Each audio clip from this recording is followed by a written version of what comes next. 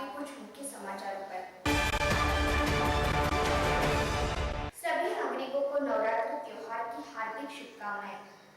नवरात्रि त्योहार प्रतिवर्ष मुख्य रूप से 2 बार मनाया जाता है। हिंदी महीनों के अनुसार पहला नवरात्र चैत्र मास में मनाया जाता है तो दूसरा नवरात्रि अश्विन मास में मनाया जाता है। अंग्रेजी महीनों के अनुसार पहले नवरात्रि मार्च अप्रैल एवं दूसरी नवरात्रि सितंबर अक्टूबर में बड़े ही धूमधाम से मनाई जाती है। नवरात्रि के 9 दिन तक चलने वाली पूजा अर्चना के साथ 10वें दिन को दशहरा के रूप में बड़े ही जोरों शोरों से मनाया जाता है। नवरात्रि त्योहार 9 दिनों तक चलता है और इसमें 9 दिनों तक माँ दुर्गा के 9 अलग अलग स्वरूपों की पूजा अर्चना की जाती है, इसलिए इस त्योहार का नाम नवरात्रि पड़ा है। माँ दुर्गा के इन 9 स्वरूपों में किस दिन किसकी पूजा और उसके दिन के रूप में मनाया जाता है और यह 9 दिन गरबा का कार्यक्रम आयोजित किया जाता है एवं बच्चों के लिए विविध प्रतियोगिता आयोजित की जाती है। लेकिन इस वर्ष कोरोना महामारी के कारण सभी कार्यक्रम रद्द किए गए हैं। टीसाई केबल नेटवर्क के संचालक मालक विधायक गणपत शेठ गायकवाड़ इनकी ओर से सभी नागरिकों को नवरात्रि त्योहार की हार्दिक शुभकामनाएं। नगर सेवक कुणाल दादा पाटिल इनकी ओर से सभी नागरिकों को नवरात्रि त्योहार की हार्दिक शुभकामनाएं। डेली न्यूज के संपादक निसार खान इनकी ओर से सभी नागरिकों को नवरात्रि त्योहार की हार्दिक शुभकामनाएं। डेली न्यूज के उप संपादक सरफराज खान इनकी ओर से सभी नागरिकों को नवरात्रि त्योहार की हार्दिक शुभकामनाएं। डेली न्यूज की पत्रकार शाहीन मुल्ला इनकी ओर से सभी नागरिकों को नवरात्रि त्योहार की हार्दिक शुभकामनाएं। कल्याण डोंबिवली महानगर पालिका परिसर में कोरोना का कहर दिन ब दिन बढ़ता ही जा रहा है। कल्याण डोंबिवली महानगर पालिका क्षेत्र में आज कुल 251 कोरोना संक्रमित मरीजों की पुष्टि की गई, जिसके साथ ही कोरोना संक्रमितों की कुल संख्या 43,149 तक पहुंच गई है। इनमें से 3,119 मरीजों का उपचार चल रहा है तो वही 43,100 मरीज डिस्चार्ज ले चुके हैं। आज 8 लोगों की कोरोना से मौत हुई है। इस आंकड़े के साथ ही मरने वालों की कुल संख्या बढ़कर 930 हो गई है। 125 मरीज पिछले 24 घंटों के भीतर विभिन्न अस्पतालों से डिस्चार्ज भी हुए हैं। अमरनाथ शहरवासियों को घर के बाजू की दुकान से ही अब मिलेगी बैंकिंग की सुविधा। अमरनाथ शहरवासियों को घर से बाजू की दुकान से ही अब मिलेगी बैंकिंग की सुविधा। अमरनाथ शहर में 15 अक्टूबर को फिनो पेमेंट बैंक का उद्घाटन समाज सेवक चरण रसाल पाटिल और शैलेश पाटिल इनके शुभ हाथों से किया गया।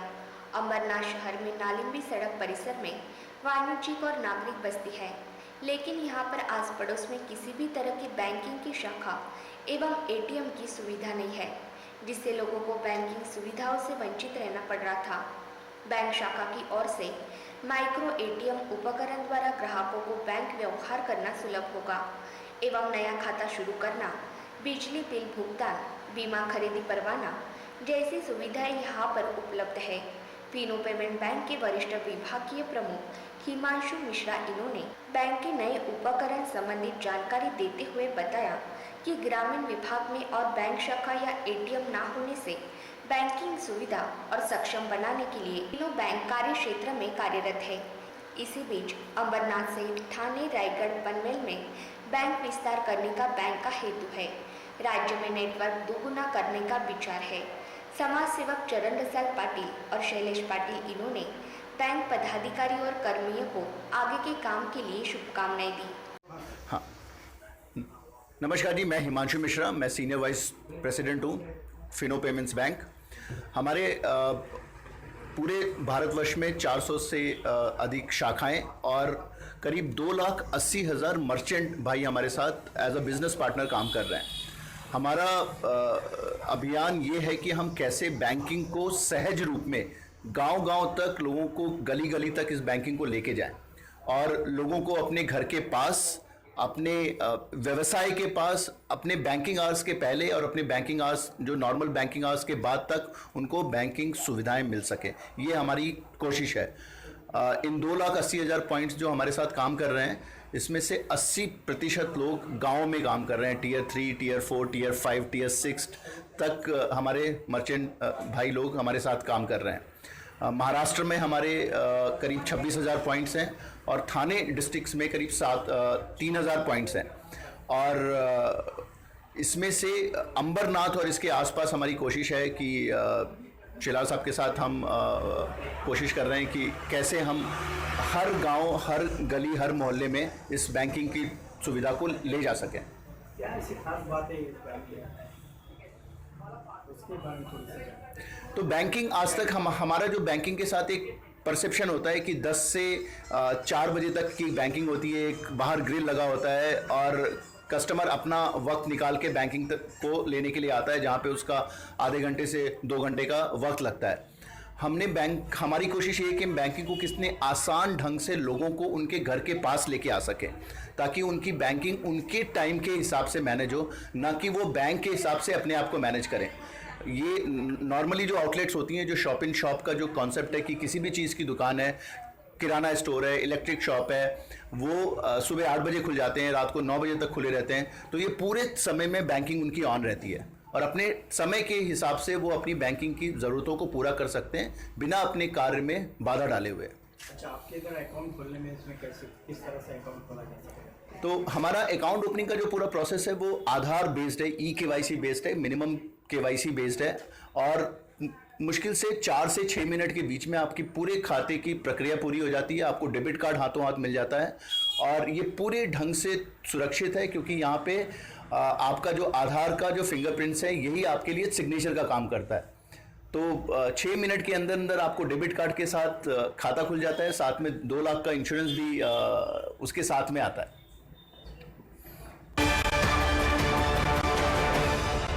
भिवंडी जिल्हा बिल्डिंग हादसे के मृतक परिजनों को मुआवजा समेत पुनः अभय योजना शुरू करने का महापौर द्वारा ऐलान किया गया।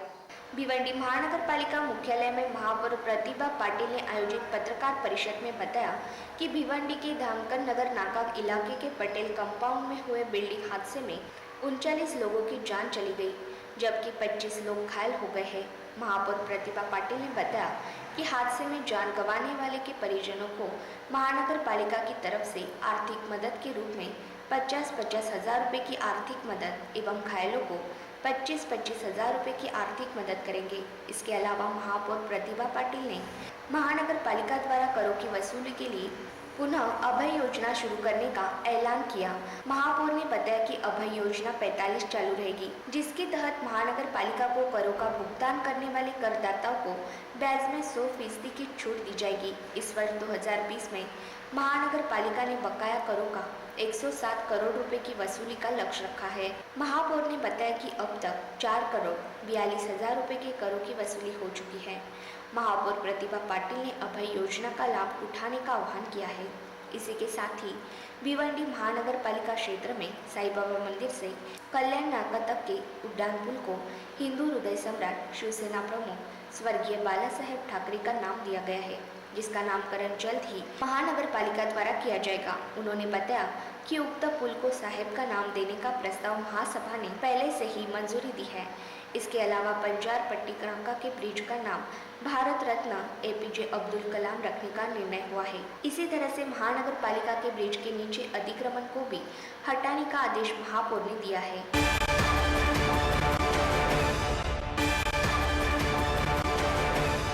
थाने के Ghodbunder road Kasar Vadavali police station के ऊपर सैकड़ों की तादाद में मोर्चा आंदोलन किया गया।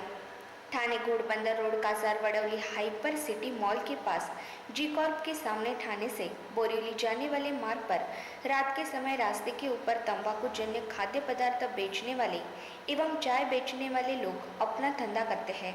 उसी में से आशीष पठान उम्र 24 वर्ष पता साई नगर का रहने वाला तंबाकू जन्य खाद्य पदार्थ बेचता था।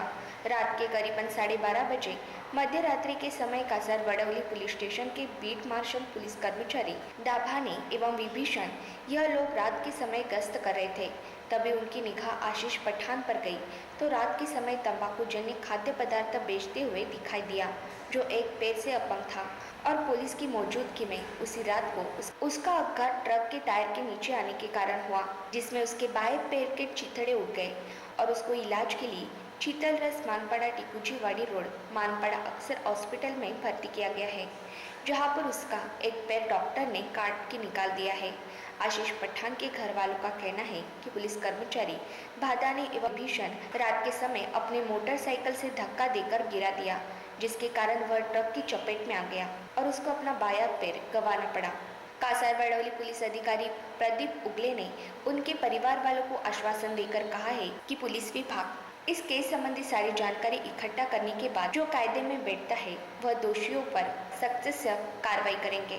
ऐसी जानकारी थाने के प्रतिनिधि आरजे शर्मा इन्होंने दी है। आज जो आप यहाँ त्याच्या आई आहेत ना? किसके मोर्चा निकाला है, इसके बारे में आपका क्या कहना है? आपका नाम बताइए। मेरा नाम दत्ता गायकवाड़ है, मैं एक सामाजिक कार्यकर्ता हूँ। कल रात में हाइपर सिटी के सामने एक लड़का मजदूरी करके अपना जो भी है गुजारा करता है, वहाँ पे बदाने साहब कुछ पैसा लेने के लिए गए या दारू पी के थे या किसी ग्राउंड पे थे, हमको मालूम नहीं। अभी वो हफ्ता लेते हैं कि नहीं लेते। अभी जो अनलीगल काम जो है वो लोग जो अनलीगल काम करते हैं वो सीनियर साहब को पहचानते हैं अच्छी तरह से। हम बोलेंगे नहीं कि सीनियर साहब उनसे कुछ लेते हैं बाबा, हमको क्या मालूम, बराबर ना, लेकिन वो पहचानते हैं, बराबर अनलीगल। हाँ, तो बात ऐसी है कि बदाने साहब जब भी वहाँ पे गए, वो बच्चों को मारा, लड़के को मारने के बाद वो बच्चों को धक्का दिया जैसा उनके घर वाले बोल रहे वैसा, और वो लड़का जो है गाड़ी के नीचे आ गया और उसका पैर कट गया। पैर कटने के बाद जब भी उसके घर वाले पुलिस स्टेशन में कंप्लेंट देने के लिए आते हैं तो पुलिस वाले कंप्लेंट उनका लेते नहीं। लेकिन क्यों नहीं लेते कंप्लेंट? सर्वसामान्य की कंप्लेंट नहीं लोगे आप? लेना जरूरी है ना। यहाँ पे ऐसा नहीं है। और जब भी तुम सीनियर साहब तो आपको मिलेंगे नहीं, गरीब लोग को सीनियर साहब नहीं मिलेंगे। आज तक मैं तो बोलता हूँ मैं मुख्यमंत्री को मिल के आ जाऊँ, क्या वो मिलेंगे, लेकिन खैरनार साहब नहीं मिलेंगे। बहुत वीआईपी साहब है, हमको अभिमान है उनके ऊपर कि गरीब लोग को न्याय नहीं मिलता है वहाँ पे। और पुलिस स्टेशन से आपको क्या रिजल्ट मिला? मतलब आपके आने के बाद क्या सीनियर साहब ने क्या बोला? कंप्लेंट लिया कि नहीं लिया? कौन कहता मिले ही नहीं, कंप्लेंट तो लिया ही नहीं और सीनियर साहब भी मिले नहीं, अंदर भी आने नहीं दिया हमको, अंदर भी लिया नहीं। अंदर भी ले आने जो बच्चे के ऊपर जो आज हुआ है, अपघात हुआ है, तो बच्चा वो क्या कर रहा था? रीजन क्या था? वो देखो, वो कुछ सिगरेट बेचता था ऐसा कुछ बोलते हैं, बराबर। हाँ, वो चाय सिगरेट बेचता है, वो भी किसी के आशीर्वाद से चलता है, वो भी हमको मालूम है। हमको ये बोलने की जरूरत नहीं है। और दूसरी बात ऐसी है कि वो कुछ भी करता रहो, पुलिस वाले ने मार गाड़ी के नीचे आने के बाद पुलिस स्टेशन में